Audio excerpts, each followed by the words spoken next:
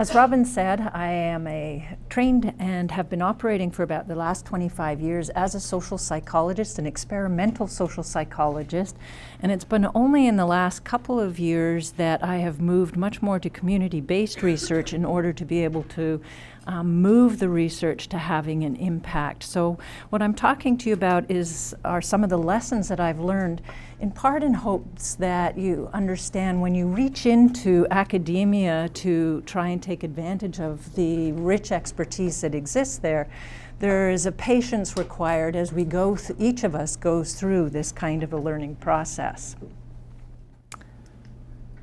So I do research on discrimination and its impact on marginalized groups, including the well-being of members of marginalized groups and the collective resilience in terms of overcoming some of the negative effects of discrimination.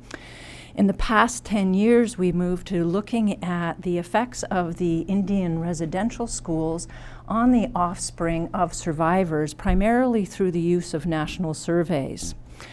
That research provided us with a large quantitative database that allowed us to understand some of the mechanisms that were associated with the greater depressive symptoms, anxiety, trauma symptoms of offspring of survivors, both the parents and grandparents who had encountered or experienced the Indian residential schools. It also allowed us to understand some of the mechanisms, how early life experiences, stressor proliferation as adults, how identity disruption all contributed to some of the symptomatology, and to start looking for resilience factors. In this area, having quantitative data was actually extremely important, and our work started to come to the attention of, for example, the Aboriginal Healing Foundation, which has since been closed. But they became very supportive of our work and brought us in to conduct a number of other studies, including a study on the student-to-student abuse that had occurred in the Indian residential schools and what the implications of that were for continued lateral violence within some of these communities. Not surprisingly, this was an extremely sensitive issue for many Aboriginal communities and their survivors. And so when the book was launched, we held a blessing ceremony in Sioux Lookout at the site of the Indian residential school at Pelican Falls, in order to be able to launch this with sensitivity and with an honoring of the survivors. And this was the beginning of our work in the community of Sioux Lookout. One of the members of the advisory board of the Healing Foundation is Garnet Anjikaneb, and he encouraged us following this ceremony to take the work that we had been doing to try to make a difference, to make lives better for the survivors of the Indian residential schools. He has been a strong advocate for the survivors, and certainly someone who has been pushing very strongly for this to be part of the Canadian dialogue and part of the Canadian psyche. He has been our champion. He is a resident of the Sioux Lookout area, and he is a member of the Lac Seul First Nation. He has been incredibly supportive of us as we start to try to build relationships in the area and to help us not to step in onto too many landmines. That champion within the community, I think, is central to our ability to work with the community. But it wasn't just a champion that launched us into working with this in this area and to moving towards a community-based approach. Around the same time, so last summer in June, and CIFAR was part of supporting this, we held a conference where we brought people from across Canada to talk about Aboriginal identity and health. These included practitioners, researchers, students, academics, and this provided us, it wasn't the first time people had talked about Aboriginal health, of course, and many of the members of the audience and the speakers knew each other, but for us it provided us with the relationship with that community of practice that also meant that we were able to rely on a foundation of support as we moved forward. Our keynote speaker was James Bartleman, who was the Lieutenant Governor of Ontario. And if any of you have ever heard him speak about the suicides in First Nations communities in Northern Ontario and the importance of education and the call, the plea for something to be done about this issue, then I don't think any of you could have left the room with a dry eye and not felt motivated to do something. And finally, around the same time again, so this was a number of factors transpired to move us very quickly into working with the community. There were funding calls that made it possible for us to potentially get the funding to do this work. Community-based research, as many of you will know, should not start with people trying to get funding. And I think many of you have probably experienced academics calling you up and saying, could we include your name on our funding application because then it will be successful, and then you never hear from them again. And we were very aware that this happens. At the same time, these funding opportunities provide a basis for focusing a relationship that people can figure out where we're trying to get to and build a vision. And it also creates some sense that there is a possibility of actually implementing something if the funding comes through. Once you've started that relationship building, however, there's no turning back, and we are still looking at many funding opportunities. Even though the first one that we worked on with this community wasn't successful, we have so many others out there now that you can't just drop the community and say, oh, sorry, didn't work, see you later. So, what is the project that we've been working on? I'm going too fast for myself here. I know I have 15 minutes. We're working with the region of Sioux Lookout, the Sioux Lookout Health. We're our primary partner, the Sioux Lookout First Nations Health Authority catchment region. And our focus is on youth suicide, but not directly, and not from a clinical interventionist perspective. The suicide rates in this region are 50 times higher than the general population in Canada. One community in particular, Pikangikum, has among the highest rates in the world of suicide. It is what some would call a crisis within the region. We're working together with community organizations in the region to explore strategies for building youth resilience and creating community conditions to foster a good life for the youth. Our goal is to take a holistic perspective to intervention that's multidisciplinary, multi-sector, and community-led, and recognizes that this issue occurs within a context. All of the communities in this region have been affected by the Indian residential schools. They are all contending with issues of collective and historical trauma, of continued systemic discrimination associated with the legacy and continued implementation of the Indian Act that's resulted in poverty, inadequate community infrastructure, health inequities, disadvantages in education, overrepresentation of the children in the child welfare system, and overrepresentation of youth in the justice system. There are many organizations working in the region. We're not the first, but the problems continue to exist.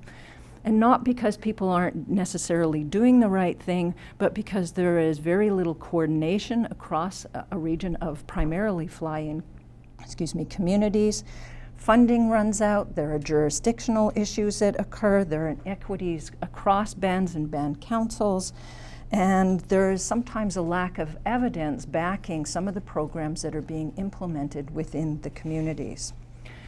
So we've been working in this region for now and building the partnership for almost 2 years.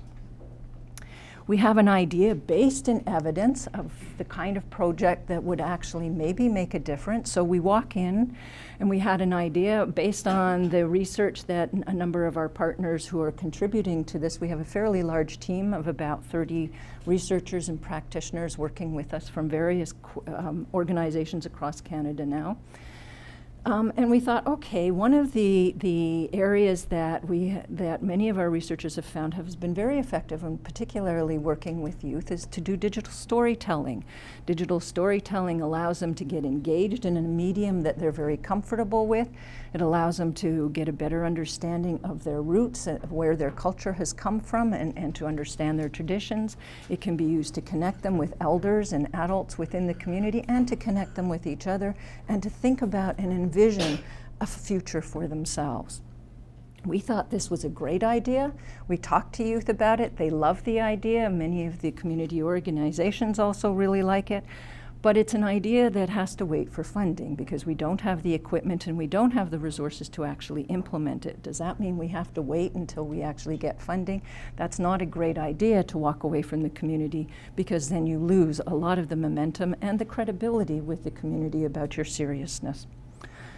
So sometimes you just look at what's already been happening. And one of our experiences was to talk to one of the deputy grand chiefs of the region, who basically, when we walked in to talk to him, said, "We don't need you. We're already doing many things, and we don't need someone from Ottawa, some white woman from Ottawa, coming up and telling us how to be Indian."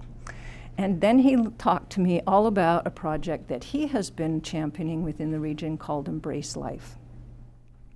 I hadn't encountered Embrace Life before. They had an event in February of this year, and so I and a couple of my colleagues decided to fly up to Thunder Bay to join the Embrace Life event.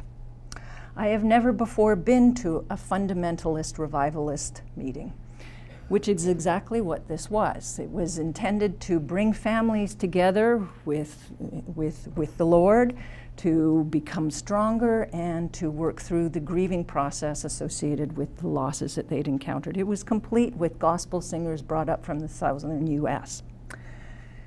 It was insightful. It was a learning experience. As a researcher, we're not there to judge. It wasn't necessarily something that we could relate to, but our job there was to learn, to understand a whole segment of the community up there. Christianity is a huge part of the communities in northwestern Ontario, and to begin to figure out how we could actually work within that context. There are other projects, though, that we could actually jump into. So one of the public schools is in the process, actually, of launching a hockey academy. Hockey is also big up there. The school had already put in for an application for accreditation with Hockey Canada.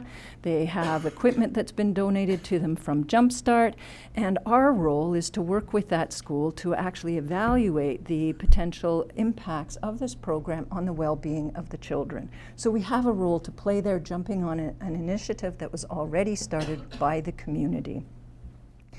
So basically, one of our first learning lessons was that you don't walk in with a project predefined, that there is a need to be flexible, sometimes to stand back and just watch, sometimes to jump in where you might have something to contribute to an ongoing initiative, but sometimes to also bring in expertise that might not already exist there, and apply that in conjunction with the other kinds of events that are ongoing. Okay, so we have to be flexible in the nature of the project. We also have to be flexible in terms of understanding who is the community. So the Tri-Council Chapter 9 actually refers to working with Aboriginal communities, and we're supposed to consult and work with the community to define the directions for it. What does this mean? We know that there is a very strong Christian element within almost every single community in the region. And that stands beside a very strong traditional element. In some of these communities, even the elders are separated. You have the elders who are Christian living in one area of the community, and the elders who are traditional living in another area of the community. Sometimes they work well together, and sometimes it's extremely divided. You can't just look at the symbols that would tell you, because the one community where 100% of the community speaks the native language is actually one of the most Christian communities in the region. Yes, you have to work with the chiefs and band councils. You can't work with the community without the permission of the chief and band councils. But how representative are they of the community? How representative are they of the marginalized elements of the community? Some of the people who experience homelessness, violence within the home, they've experienced child abuse. Are they actually being represented by the chiefs, and how do you actually access them to talk about these issues within community? The children have a voice. We're looking at youth resilience. We have to talk with the children. That's not always compatible with the views of the elders. The communities have very different issues. Some of them in this region are part of the Ring of Fire, and they're very concerned about the economic development. Some are dealing with water boil advisories for the last 10 years. Some of them are living in very crowded conditions. Who is the community? We have expectations of engagement, so we put together a whole group of organizations that would work with us, and we start implementing. Oops, one of them has moved to another project, another one has moved to another organization altogether. One of them lost his job and so is still working with us, but the organization's not there anymore. Oh, but we do bring on others. That this is a team sport, so you have to keep bringing on organizations to work with you. Then we had a whole organization leave us because their funding ran out, and so they couldn't put us as their priority. There is an election, so our chiefs, we had to start again in terms of our relationship building there. You get the idea. Some organizations are more stable and they become central to the partnership. They become central sometimes because they are totally aligned with the values that you represent. Okay, so many organizations are resource-strapped. They're looking for the mule power that we can provide, often with our grant funding. We download a lot of work onto community organizations. We're full-time researchers. Community organizations are not, and I'm sure you understand that. We often leave you with our students to be able to fill in that work power, but students are also work. Somebody has to oversee them. Somebody has to make sure they're busy all day. Somebody supervising, finding them with a desk to work at, a computer to work at, making sure that they don't go out and make mistakes with very vulnerable populations. So there are excellent experiences you can have with students, but they are not the answer. I'm going to just quickly say that there are issues around data. Who does it belong to?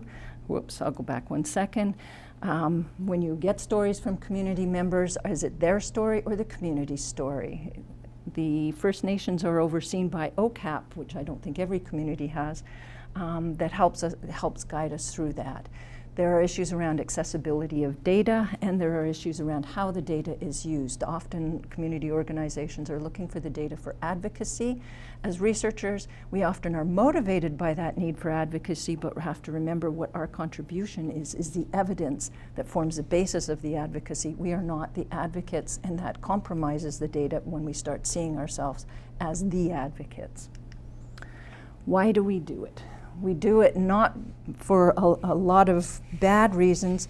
We do it primarily because we're interested in becoming part of a process of working with communities. We're not trying to test our own ideas and to publish necessarily. What we're trying to do is be part of a system that can make a difference, that we can actually, in our hearts and souls, find ways of taking what we know as experts in our fields and making a difference in the communities. So, thank you.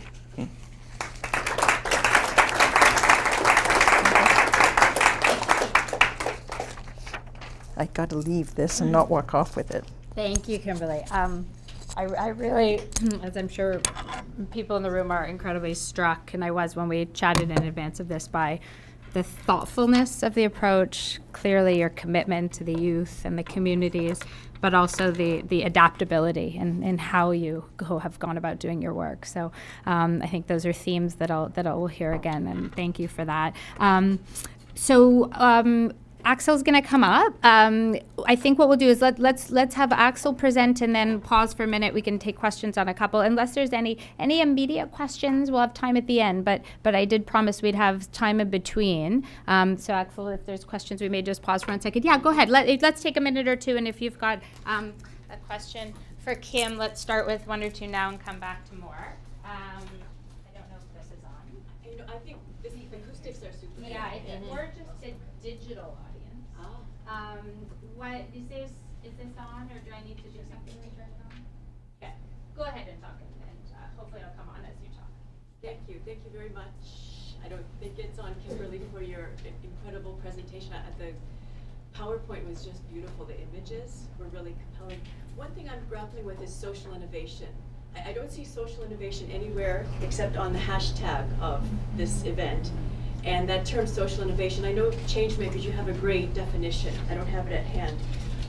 Do you see yourself as a social innovator? Yeah. Is it, Hillary, is it on? Should we use the mic or no? No, it's not on. Okay, do you want me to press something on it? Is there a switch right there? It says mute and select. Let's take it I off. can just use this one for now. Okay. Okay. Right, we'll just use that and yeah, if you bring it up. Okay, great. I think that if you don't walk into these communities thinking in terms of social innovation, that you're making a big mistake. That's when we start walking in with preconceived ideas of exactly what has to happen. And even if we have those preconceived ideas, they have to be adapted. It may not be transformational innovation. It's much more likely to be incremental innovation. But at the same time, what you're taking are programs, ideas, an evidence base, and you have to transform it to meet the needs of particular communities. We had no idea that we were walking into a highly Christianized environment. What does that do in terms of the ideas? Okay, we're going to bring, drumming and smudging and all. Forget it. You have to really think differently. So I don't think we could walk into this community without being having a social innovation mindset. Okay. Yeah, was there another question? Yeah, go ahead. Let's take one more and then we'll give Axel a chance to speak. Anin Jadnadijnikaz, as a researcher who was just up in the region and who does work in the region, I guess I do have a couple questions, so I would like to talk to you later, but the question I would ask now is, I was just with some of the youth up in Dryden, and one of the things that they talked about was when a person of authority comes into our community or comes into our schools, it's triggering. It triggers intergenerational trauma of residential schools. It triggers family conflict. That comes from people like teachers or principals or police, anybody in that position of authority who's an adult. So how do you, as a researcher going up into these regions who does not have a relationship with those urban communities or those reserve communities, how do you ensure that you're not, just by being present there, triggering those individuals and those community members? Okay. You're absolutely right. I think in some respects the whole education system has this as a challenge, that it is a trigger for many of the communities, and there's a huge mistrust of the education system. There's a couple of ways in which we're dealing with this. One is our primary relationship with communities is through the health sector, not through the educational sector, because the health sector has a much more credible and positive relationship with the communities. The other thing is that I would not walk into a community school myself and start trying to talk to the youth.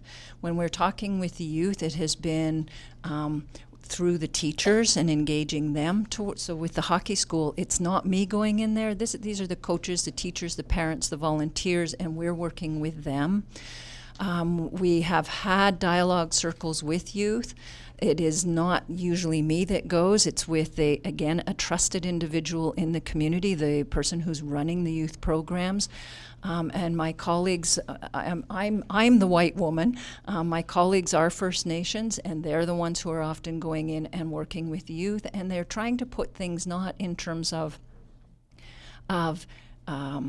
telling them what to do, but exploring within their own frameworks. So telling stories, talking about photographs, talking about their own experience.